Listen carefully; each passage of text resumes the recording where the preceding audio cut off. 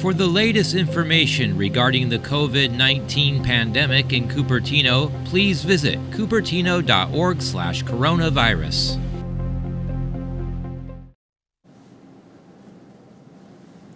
Well, good afternoon, everybody. A lot to cover today, so let me jump right in, stating the obvious that the west coast of the United States continues to experience a massive heat wave. Some have described this high-pressure system as a heat dome that has impacted not just the state of California, but the entire west coast of the United States.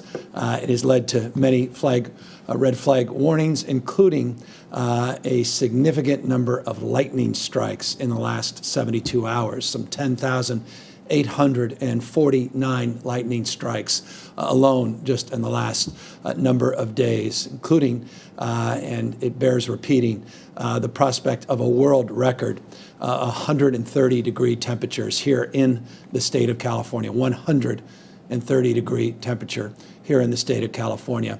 The highest recorded, certainly in modern history, potentially in human history, in Death Valley.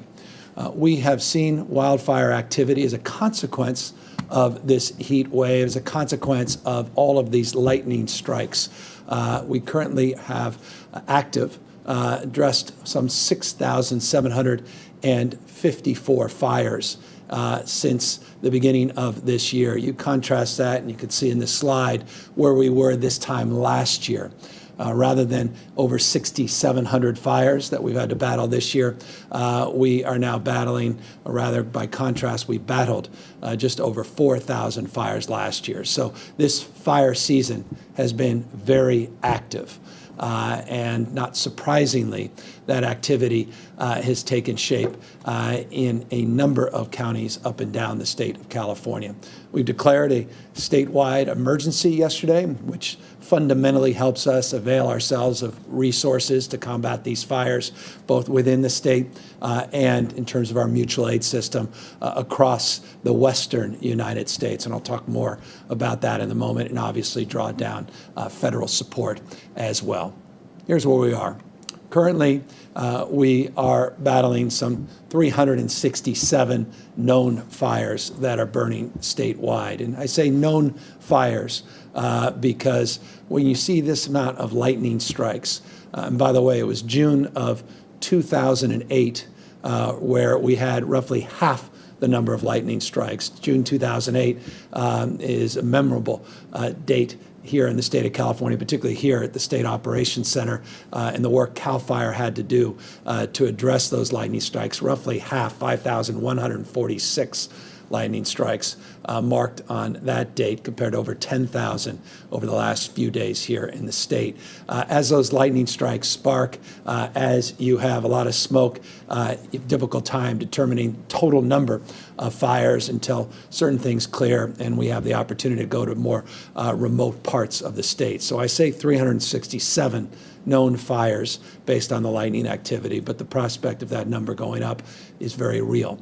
But the number that is most impactful, at least at the moment, are the 23 major fires in what we describe as complexes of fires. And that's an area that has multiple fires, not concentrated together, but concentrated and spaced apart, but within a geographic geographic area that is proximate.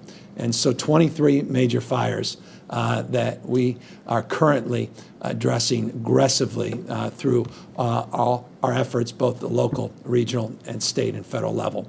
Let's talk about some that we have highlighted over the course of the last number of days. The Apple Fire in around Riverside County. You've seen the Lake and Ranch fires in around LA County. You can see the containment of some of those fires, good progress, so much so in the Apple Fire that we've been able to pull resources from Southern California, from the Apple Fire into Northern California, where we've experienced the majority of these lightning strikes and new fires.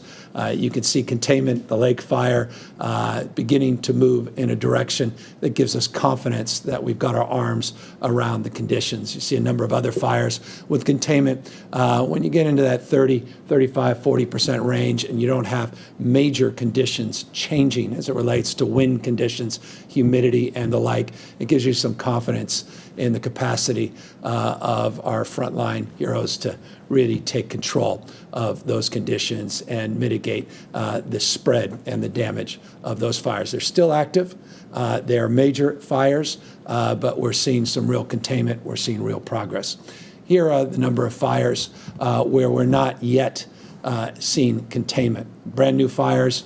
You see these lightning complex fires, the CZU, which is in around San Mateo, Santa Cruz area. That's a complex of fires, 22 fires within that complex, working aggressively to contain those fires. The LNU lightning complex, similarly, a number of different fires, this in around Lake County, Napa County, a little bit around Sonoma County.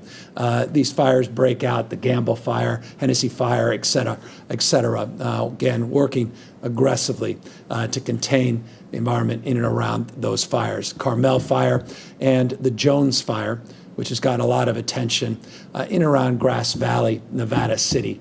That more of a grass brush fire at the moment. There's been evacuations related to that. The 5% containment looks modest, but there's a sense of optimism as it relates to that fire. Again, that optimism can dissipate pretty quickly as the wind conditions change, humidity, and other conditions change. But nonetheless, those are the larger fires that we are addressing in real time. Again, 23 all up and down the state of California that we mark as quote unquote major fires, hundreds of fires throughout the state of California because of this extraordinary weather that we're experiencing and all of these lightning strikes. So look, this is what the state does. We are quite familiar with these challenges, and everybody watching is quite familiar with the challenges of wildfires here in the state of California as well. But there's no question, while last year we experienced some acuity of fires, a Kincaid Fire, some others down Getty Fire, and some others in Southern California, the total number of fires last year was substantially lower than the activity we're experiencing this year. And what has occurred over the last 72 hours is certainly stretched the resources of this state. That said, we are in a better state of preparedness. I've had multiple press conferences like this over the course of the last few months, talking about some of our efforts on vegetation management, forest management. A few days ago, we announced a new partnership with the U.S. Forest Service to match California's commitment to address some of our vegetation and forest management by matching the total number of acreage that we are currently addressing each and every year. New partnerships forming with the U.S. Forest Service. In addition to the partnership we formed with the California legislature this year that provided us an additional, despite this historic challenge with budget shortfalls, we were able to increase our budget for CAL FIRE by $85.6 million to get and bring on permanent, full-time firefighting force. In addition to that, recognizing that we started to see some activity after the budget was signed that was potentially, was leading to some indication we might be where we are here today.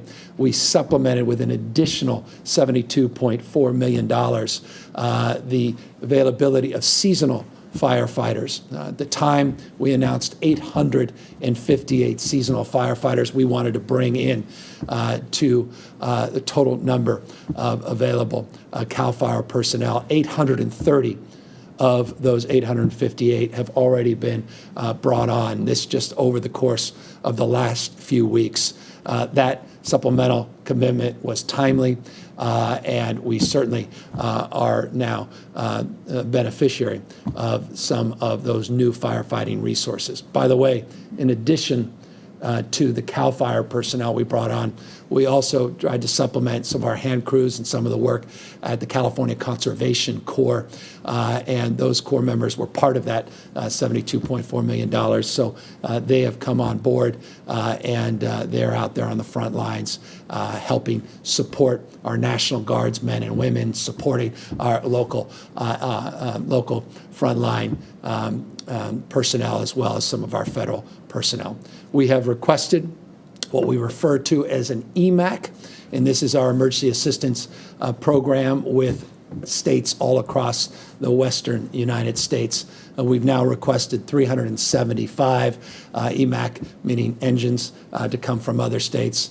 I had the pleasure, and I want to thank publicly Governor Ducey of Arizona for his support, and they've sent equipment here to the state of California. Governor Sisolak in Nevada has sent equipment here into the state of California. A pending request that has been green-lighted by Governor Abbott. I want to thank him as well publicly. In Texas, they will be sending some crews and some support. The stretch of these requests is not lost on anyone who's following this space. When you have a West Coast heat wave, we have fire activity all across the western United States, putting pressure on those assets within the states, and that includes up in the north or the Pacific North coast and areas of Oregon and Washington State as well. So complicating this picture, challenging time, but one where, again, we're very familiar, one we're more than capable of stepping up and doing everything we can to meet the moment. World-class firefighting force, world-class equipment that we have made substantial investment over the course of the last 4 or 5 years to upgrade. I've spent many occasions with you out there highlighting some of the new firefighting suppression technology that we have, the new infrared camera systems, our capacity satellite technology, our aerial reconnaissance efforts that have been supplemented and supported with National Guard, among others. The partnerships, again, we have been forming locally and federally, as well as some of these procurements that have been highlighted as it relates to no longer Vietnam War era suppression with old Huey helicopters, but now finally bringing on some of these new Black Hawk helicopters will allow faster time to suppression and allow more personnel as well as more safety and more firefighting suppression capacity. And ultimately, when the training is fully advanced, will allow us some nighttime suppression as well. So putting everything we have on these fires, they're stretched all across the state of California, and we're now getting the support of some of our partners in the western United States. And for that, again, we're very grateful.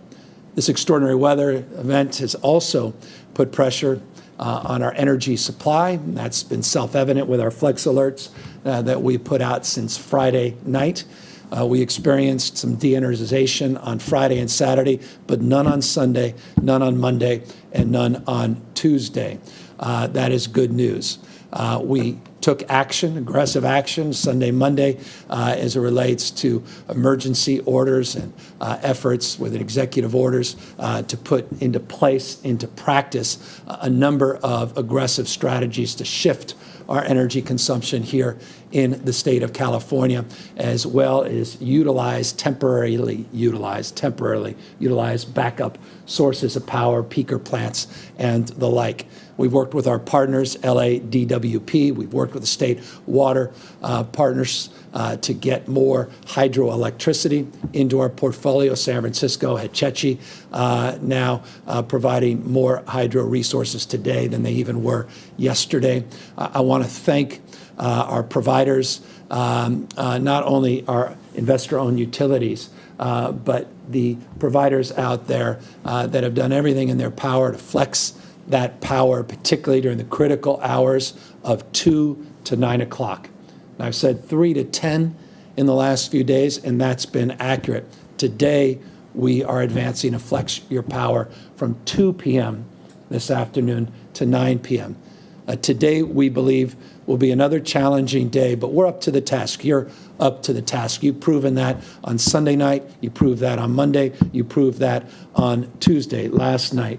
But we are looking at upwards of 47,000 plus megawatts of power, full load today that may be utilized because of these high temperatures. Tomorrow, we believe that will drop down to about 45,000, and on Friday to about 43,000. So tonight, we believe in the immediate is the last night. We really need everybody to do everything in their power to flex their power use, power consumption. I'm going to show you a slide in a moment of what that entails individually. But again, I want to acknowledge the work that's been done by some of the largest energy providers and producers and consumers in this state.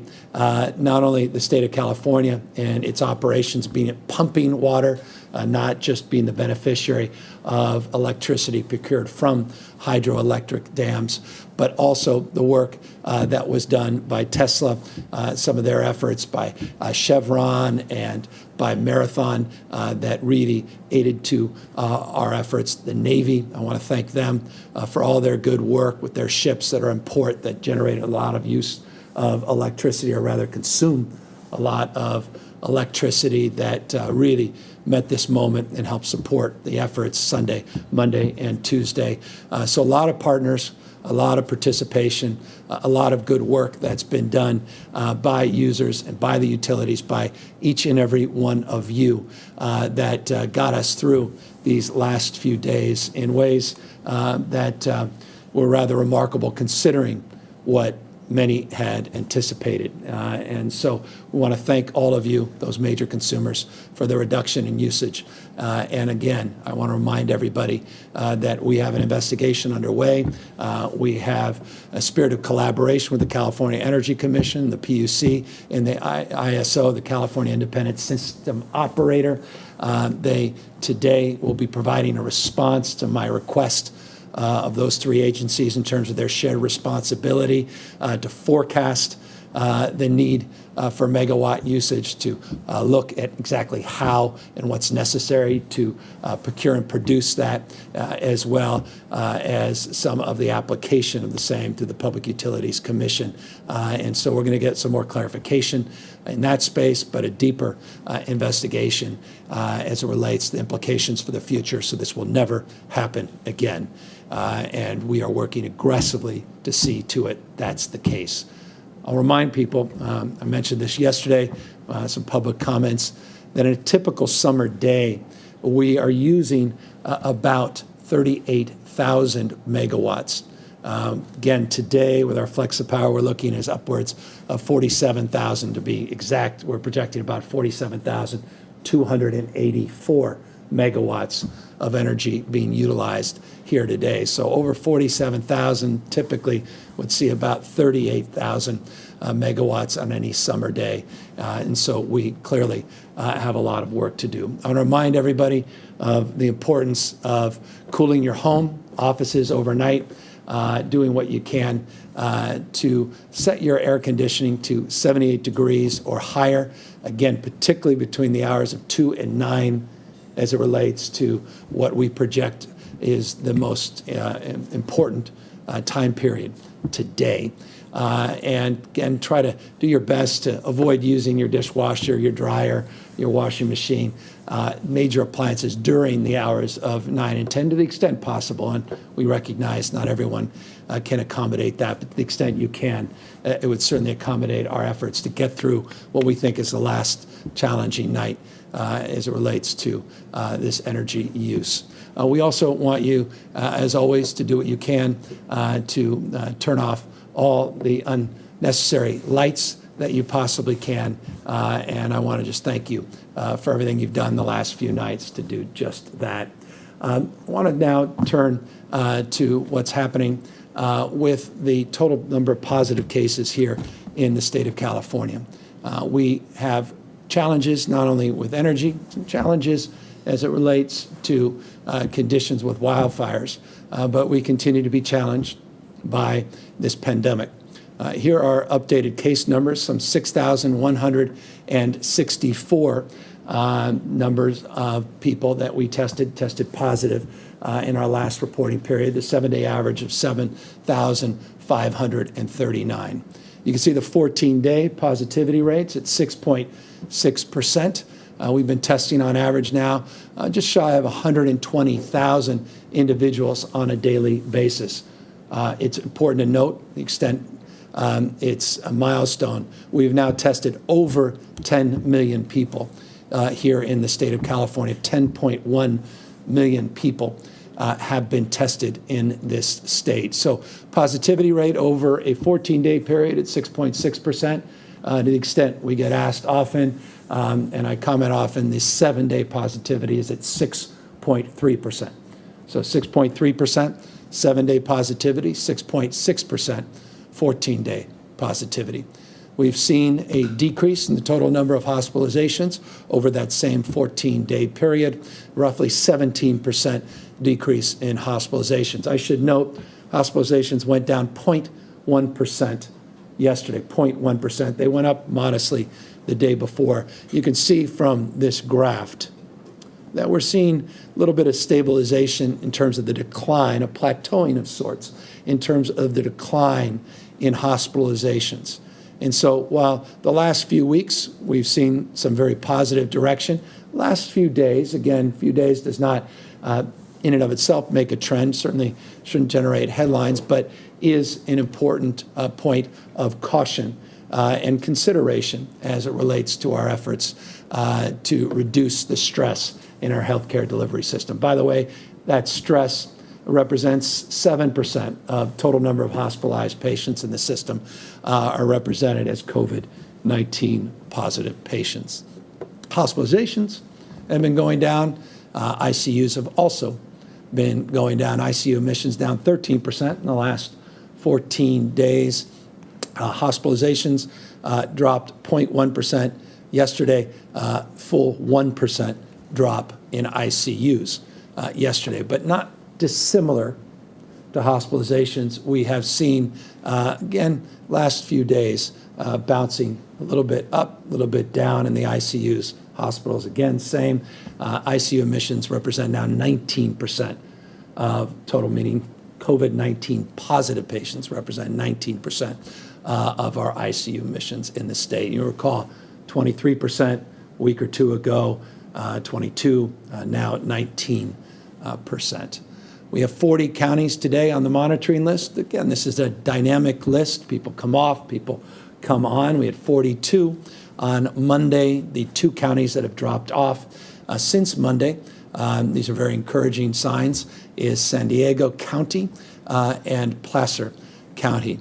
It is expected, for the purposes of transparency, we expect, if all things being equal, that it's likely as early as tomorrow, though we'll see exactly as the numbers come in that San Francisco will be added to that list. That is not the case today, but it looks as if they're in a position 3+ days to get off of that monitoring list. We would then have 39 of our 58 counties on that list. So we want to see this list go down to 0. If we can continue to see the trend line on hospitalizations and ICUs, see that positivity rate, that 7-day of 6.3% continue to drop, get below 5%, and some stabilization over an extended period of time, 14, as long as 21 days, then we are in the position that all of us look forward to being in terms of the modification of a lot of our, stay-at-home and business rules and operational requirements that substantially, I think, address people's anxiety about this being a permanent state. This is not a permanent state. We will see a decrease in the transmission. We are seeing a decrease in the transmission of COVID-19, and we are doing everything to prepare for what many believe is a second wave later this fall, and mark my words that we will work our way through that, navigate through that to high-quality therapeutics and immunization, and move forward once again more resilient than ever, more robust and more capable as a society and economy moving forward into the new year. With that, as always, we remind you, best way to forward and advance that cause, a collective cause that unites all of us, regardless of where you stand on the issue of wearing a mask or where you stand in physical distance to one another, and whether or not you practice the kind of hygiene that we encourage. I think all of us universally look forward to getting to that place, and the fastest way of doing so is to do what you can to responsibly wear a mask, to responsibly physically distance, socially distance from others, continue to practice that good hygiene, and of course, try to minimize as much as you can the kind of mixing that we often see, and obviously is tempting as it relates to the heat and the activities that so many of us look forward to on a daily basis, but many on weekend basis as we battle the elements here in this state. So, look, we are challenged right now by a number of new fires all over the state of California. We've put out every resource we have. We have an incredible mutual aid program here in the state. We have outstanding leadership in key positions in this state. Mark Gilladucci running our office here of emergency services. This is the State Operations Center. It is fully staffed with people providing mutual aid of every conceivable sort here all under one roof, monitoring the situation, this dynamic situation in real time, led by Tom Porter, Chief Porter at CAL FIRE. And they are doing everything in their power to meet the needs of not only keeping power on in this state, but powering through this very dynamic moment as it relates to wildfires, and again, continuing to keep our eyes squarely focused on mitigating the spread of COVID-19. So that's the update for today. As always, happy to take any questions. Adam Beam, Associated Press. Governor, a private high school in Sacramento resumed in-person instruction after the school reclassified its teachers as daycare workers. I was wondering if your administration's seen other schools across the state do this, and are you worried it could become a loophole for schools to defy your public health order? Yeah, I haven't seen that in terms of its scale and spreads. The answer is no, I have not seen that. Each one of these instances is unique and distinctive. I think a few days ago, Monday, there was a question about a particular school in Fresno, California. So in every community, there's over 1,000 school districts in this state. You're going to see some different approaches, different strategies. You're going to see people testing the boundaries of some of these state orders. As is the case in most of these instances, I want to thank the local health officers, the city and county leaders for their fortitude, for their diligence, for their enforcement in this space, and encourage them to continue to do that, again, for no other reason than we want to keep our kids safe, and we want to keep our paraprofessionals safe, our teachers safe. We have a protocol, we have a process where people are not on that monitoring list over a 14-day period where they can provide in-person learning. We look forward to getting all of our kids back into that environment, and the quickest and fastest way to do that is to abide by local health officer directives, abide by the science, abide by the overwhelming evidence, not just here in the United States, but around the rest of the world, to do it in a safe and responsible way, and always consider the background rates of infections and the community spread of this virus and how impactful that is to the activities within any of these school sites. And that's why we want to remain vigilant. That's why we put so much time and energy into putting out our guidelines. And that's why we encourage those that are doing the right thing to continue to practice and to be the example that all of us want to see in this state. Sophia Balog, Sacramento Bee. Hi, Governor. You had said that you were willing to take the $300 in unemployment benefits that the president has offered. Can you give us an update on where that stands? When can Californians expect to get checks, and what's sort of the status of California actually accepting that money? So we've been in active engagement with the federal administration.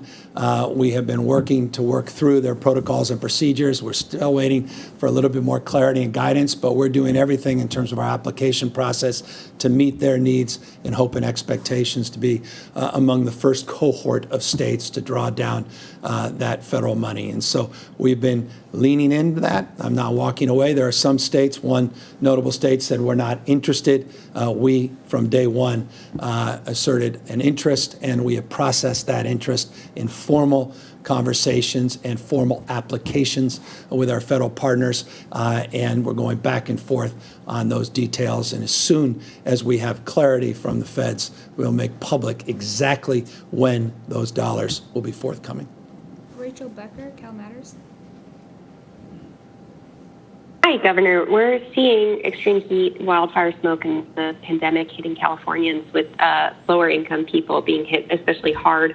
What is being done to help low income people cope with these triple whammies?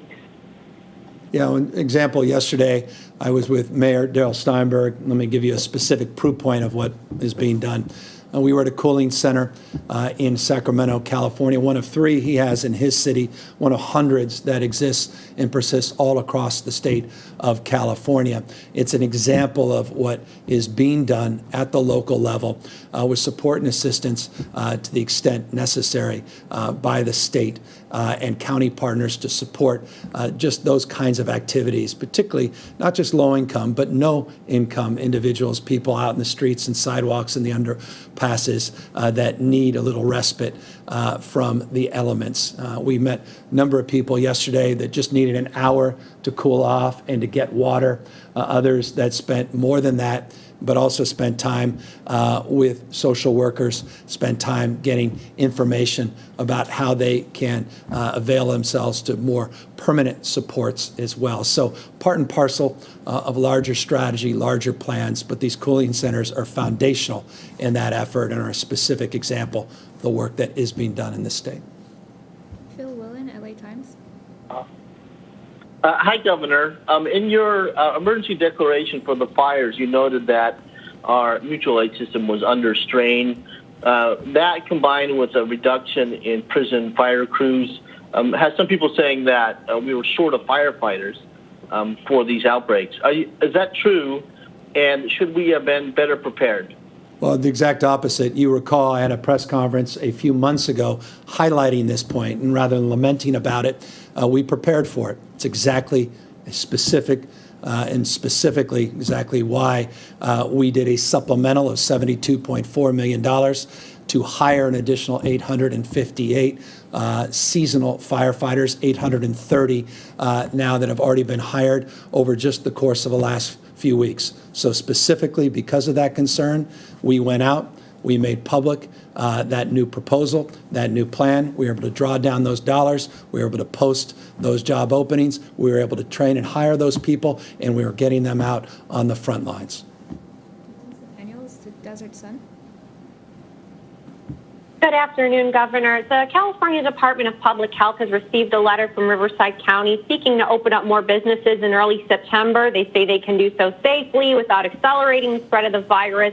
They also want to see the state raise the threshold for getting off that targeted engagement list to 14%. What's your response to their request, and would you consider changing the metrics to allow more reopening with what you're seeing with virus data at this time? Yeah, we made it crystal clear on multiple occasions on Monday and last week as well that we're working with local health officers all up and down the state on new criteria, more prescriptive criteria, more dynamic criteria as it relates to any subsequent change of our health order statewide as it relates to reopening certain business sectors in this state.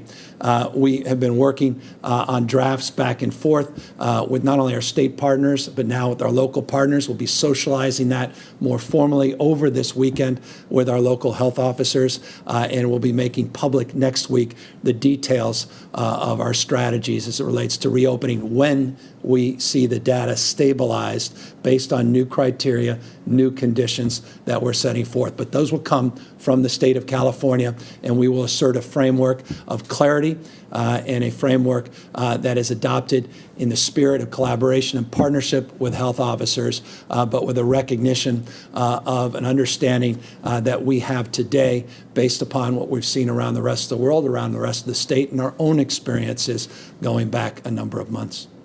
Patrick Healy, NBC4.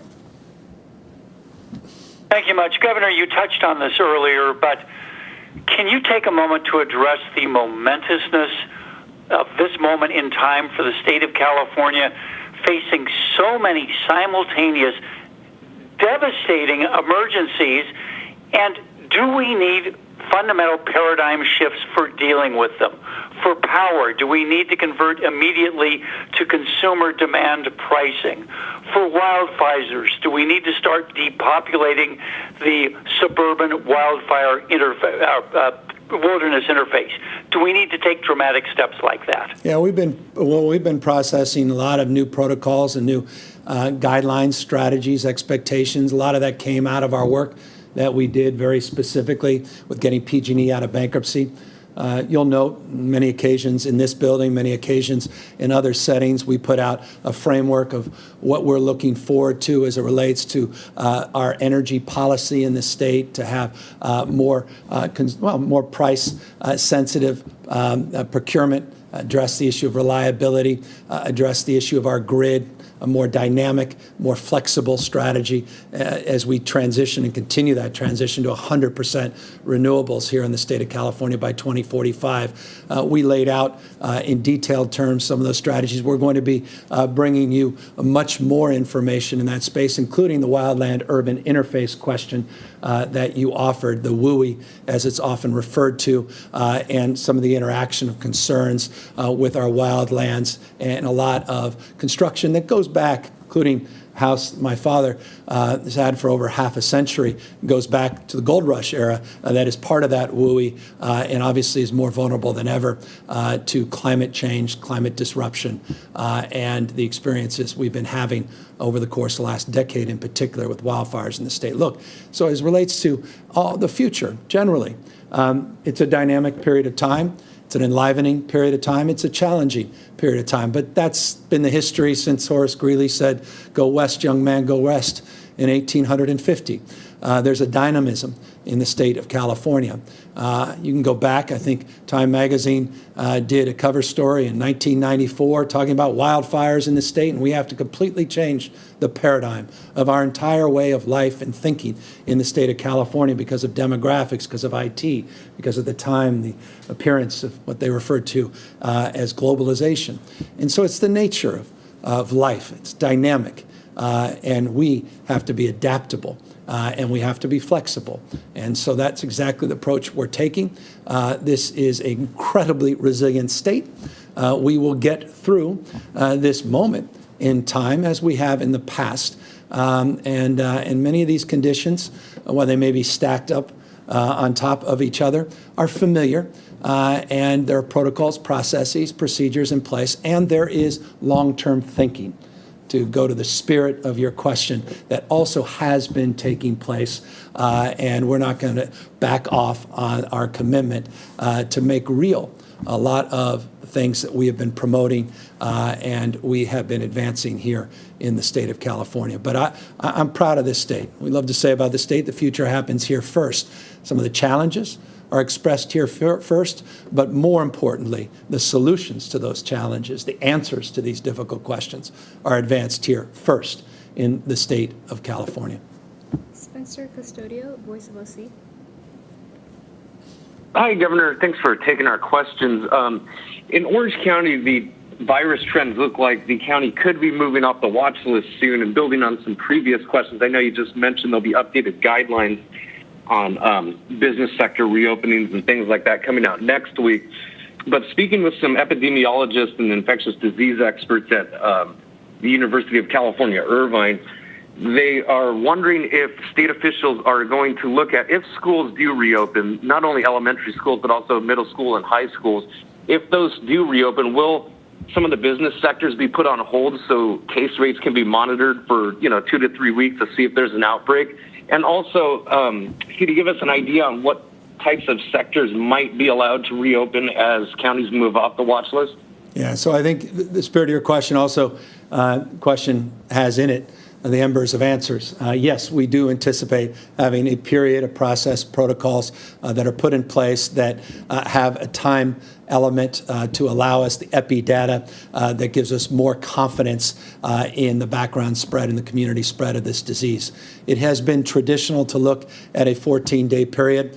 Some of the epidemiologists we're meeting with at the UC, through the UC system, and others all across this country that we engage in on a consistent basis, not just our own personnel here at the state, but we source from people of diverse backgrounds and diverse points of view in this space, have extended some consideration, particularly as it relates to sectorally reopening certain businesses in our economy, of the concern of doing so with a little bit more time for consideration. And that's why I referenced a moment ago, maybe oblique, maybe it wasn't picked up by everyone, 14, potentially up to 21 days. So we're in the process of distilling the generation, or rather the essence of the generation of all of that back and forth, that engagement, the commentary, and putting it into our guidelines and protocols, and again, working with local health officials to make them a little bit more precise and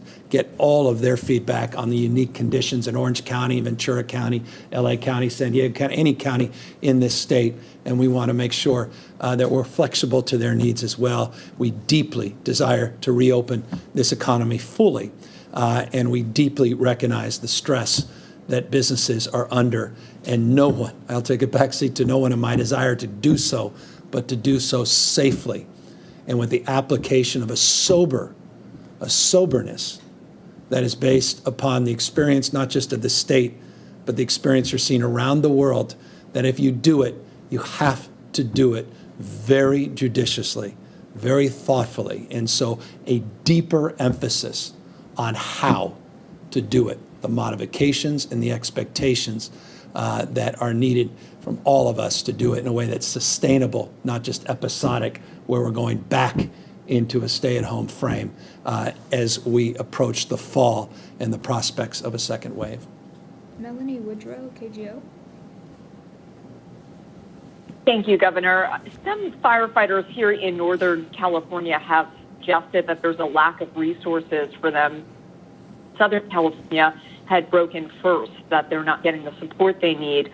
What's being done to make sure that there are enough resources up and down the state?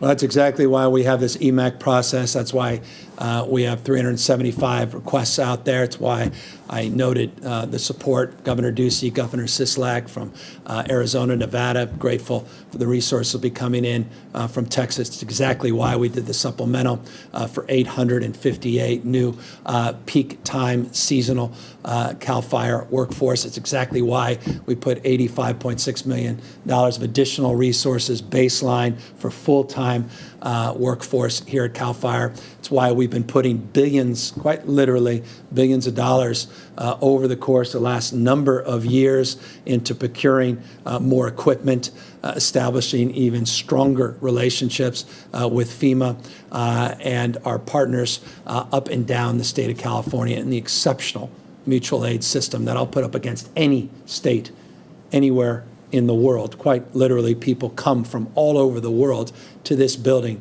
to learn about the California example. But let me also make this point. It's the point you're making. We are experiencing fires, the likes of which we haven't seen in many, many years.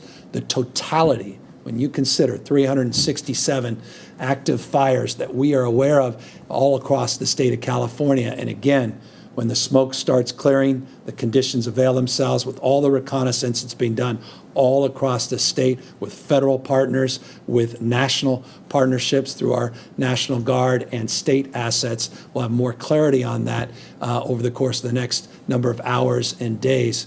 That is a resource challenge where they are stretched in ways where we haven't seen in the last few years. Good news is, the concentration that we experienced, just as an example, in the Kincaid fire, where we had to put all our resources, and we're able to do that because we didn't have the total number of fires.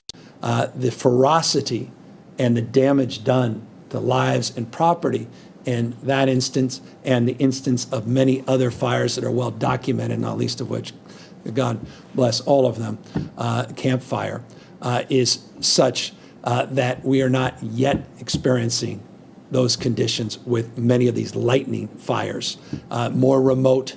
And while we have to maintain some vigilance, that means nothing to folks around the Jones Fire and the folks around the CZU Fire, obviously concerns Monterey, the River Fire, and others where we are evacuating people.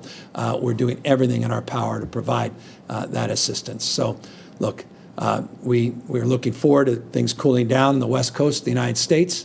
We're anticipating that. It's going to help with our energy procurement, allow us to work through. We're not having these flex alerts every single night. Accordingly, we think that will also help advance these EMAC requests and get even more resources into the state of California. Alexi Kosev, SF Chronicle. Hi, Governor. Over the last few years, we've seen local firefighting agencies increasingly rejecting mutual aid requests over concerns they would need the resources in their own communities. Are you seeing a similar problem this year, and is that contributing to the need to turn out of state for such a large request of assistance? I mean, the number seems to be growing rapidly. I'd heard 125 engines just this morning, and now it's 375. So are there problems with the local mutual aid system that are contributing to that? No. Again, it's just how stretched up and down this state, vast majority of counties that are experiencing, because of these lightning strikes, all of these fires. I'll just note, and I'll remind you, in the slide I showed you, the challenge that we've had over the last week in LA County, Riverside County, and how we've been able to really tackle the Apple Fire and the work that's been done with our mutual aid system. It's exceptional, and they've made tremendous progress in that space. Accordingly, we will make tremendous progress, I assure you, with some of these other large-scale fires here in the state of California. But the mutual aid system at this moment is working as it's designed, and it is not designed to be perfect in every way, shape, or form, because localism maintains a determination, meaning local authorities maintain discretion as it relates to what they provide and what they support, and I recognize that as a former mayor, particularly of San Francisco, and that's just part of the protocols and processes. But we're putting everything we can, mutual aid locally, and requesting that EMAC process, mutual aid from other states. Final question. Colby Bermel, Politico. Yes, hi, Governor. Thank you so much. I wanted to ask you a question about solar and storage. What can the state do now to bridge the now when we have lots of storage or lots of solar but not enough storage, and the future when storage will be more caught up with solar? Yeah, I mean, look, substantively, a big part, not the only part, but a substantial part of the solution as it relates to our bridge to a low-carbon, green growth future is dealing with the question of storage. We generate an enormous amount of electricity from solar, more than we even utilize at peak periods. The problem is in those off-peak periods when the sun goes down, our incapacity to store at the scale that we need to in order to achieve our 100% goals self-evidently has been strained and stressed. Good news, just as an example, just yesterday in and around San Diego County, there is a new solar storage facility that's come up, 230 megawatts that are online today, and as much as 250 when it's fully operational. I believe that to be one of the largest solar storage facilities of its type anywhere in the world. So this state has been on the leading cutting edge of creating price signals. Policy is an accelerant. Good public policy, and we've advanced it in the state as it relates to our climate goals, have accelerated investment, innovation, job creation in this space. But we are in a transition, and obviously reliability was stretched and strained on Friday and Saturday, and continues to be strained here today. And we obviously cannot allow this to be a permanent state of anxiety. And so we are going to be more aggressive than ever, pushing forward our efforts on more storage capacity, but also looking at reliability defined more broadly as a bridge, as an insurance to get us where I believe the vast majority of Californians and I believe the vast majority of Americans want us to go. We're not going to back away from those long-term commitments. The solution to addressing the ravages of climate change is not to make the climate change even more acute and more devastating by continuing to drill, continuing to go back into the old ways of doing business that by definition have created the conditions that exist and persist today. The answer is to mitigate that, to lead, and we will continue to mitigate. We will continue to lead in that space. Solar storage, foundational in that effort. Accordingly, we'll continue to update you on what is happening all across the state of California. I just want to close by reminding you not just about wearing your masks, which is foundational, but also on this flex alert between the hours now of 2 and 9 p.m. If you could, and again, I know it's a lot to ask. We have a lot of asks in terms of mask wearing, physical distancing, but now asking if you come home, just back of your mind, if you can remind yourself, just turn that thermometer up a little bit, or rather turn up the air conditioning 78 degrees or higher. You'll save money. You'll not only save energy, but you'll also help us. Some total of those individual acts will help us get it through this last night that we anticipate will be perhaps more challenging than the nights we are anticipating over the course of the next days, weeks, months, and years ahead. And so please consider that, and also, as always, continue to do the good work we have done as a state to address the spread of COVID-19. We'll be back soon, update you on all of the above. As always, thank you for the privilege of your time. For the latest information regarding the COVID-19 pandemic in Cupertino, please visit cupertino.org/coronavirus.